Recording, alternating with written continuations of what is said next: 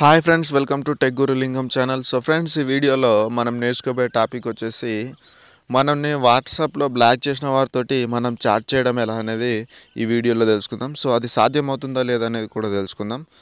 So friends, దానికోసం మనకి ఏ application అనేది అవసరం లేదు, జస్ట్ మీ వాట్సాప్ ఉంటే చాలు. సో ఫ్రెండ్స్, దానికంటే ముందు మీరు ఛానల్ని ఫస్ట్ టైం కనుక విజిట్ చేసినట్లయితే, ఈ వీడియోని కనుక ఫస్ట్ టైం కనుక మీరు చూస్తున్నట్లయితే, మీరు చూస్తున్న ఈ వీడియో కింద మీకు సబ్స్క్రైబ్ అని చెప్పేసి రెడ్ కలర్లో ఒక బటన్ కనిపిస్తుంది. సో దానిపైన ఒకసారి క్లిక్ ఇవ్వండి. క్లిక్ ఇచ్చిన తర్వాత మీకు ఒక బెల్ ఐకాన్ వస్తుంది, దాన్ని ఒకసారి ట్యాప్ చేయండి. ట్యాప్ చేసినట్లయితే మీరు నా ఛానల్కి సబ్స్క్రైబ్ అయిపోయినట్లు. సో ఫ్రెండ్స్, సబ్స్క్రైబ్ అయినారంటే మీకు నేను ఏ లేటెస్ట్ అప్డేట్ తెచ్చినా డైరెక్ట్గా మీ మెయిల్లోకి వస్తుంది అనమాట. సో లేకపోతే పొందలేరు ఫ్రెండ్స్. ఇప్పుడు మన టాపిక్లోకి వెళ్ళిపోతాం. సో మన టాపిక్లోకి వెళ్ళిపోతే మనకి అంటే మనల్ని ఎవరైనా బ్లాక్ చేస్తారు కదా, సో వాళ్ళతో చాట్ చేయడం మళ్ళీ, అంటే బ్లాక్ చేసిన వారితో చాట్ చేయడం మళ్ళీ సాధ్యమవుతుంది ఫ్రెండ్స్. అది ఎలా అంటే ప్రాసెస్ చెప్తాను. సో ఏం లేదు, మీ సెట్టింగ్స్లోకి వెళ్ళండి. సెట్టింగ్స్లోకి వెళ్ళిన తర్వాత అకౌంట్లోకి వెళ్ళండి. అకౌంట్లోకి వెళ్ళిన తర్వాత ఇక్కడ డిలీట్ మై అకౌంట్ అని చెప్పేసి కనిపిస్తుంది మీకు. సో డిలీట్ మై అకౌంట్ చూస్ చేసుకోండి. చూస్ చేసుకున్న తర్వాత మీకు ఇప్పుడు మీరు అంటే మిమ్మల్ని బ్లాక్ చేస్తారు కదా, ఆ అకౌంట్ ఉంటుంది కదా మీ అకౌంట్. సో మీ అకౌంట్ అనేది డిలీట్ చేయాలన్నమాట. సో దానికి మీ మొబైల్ నెంబర్ ఏది ఇచ్చారో, సో ఆ మొబైల్ నెంబర్ అనేది ఇక్కడ ఎంటర్ చేసి డిలీట్ అని చెప్పేస్తే మీ అకౌంట్ అనేది డిలీట్ అయిపోతుంది. సో దానికంటే ముందు మీకు విషయం చెప్పాలి, మీరు డేటా అనేది మళ్ళీ రీబ్యాక్ చేసుకోవచ్చు. అంటే మళ్ళీ రిజిస్టర్ అయినప్పుడు డేటా అనేది రీబ్యాక్ చేసుకోవచ్చు. కాకపోతే ఏంటంటే మీరు ఏ గ్రూప్లోనైతే జాయిన్ అయి ఉంటారో ఆ గ్రూప్స్ అన్నీ పోతాయి అన్నమాట. సో అప్పుడు మీరు ఏం చేస్తారంటే సింపుల్గా అడ్మిన్ నెంబర్ అనేది నోట్ చేసి పెట్టుకోండి.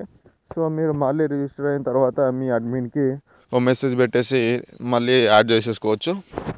సో అది ముందే గుర్తుపెట్టేసుకోండి.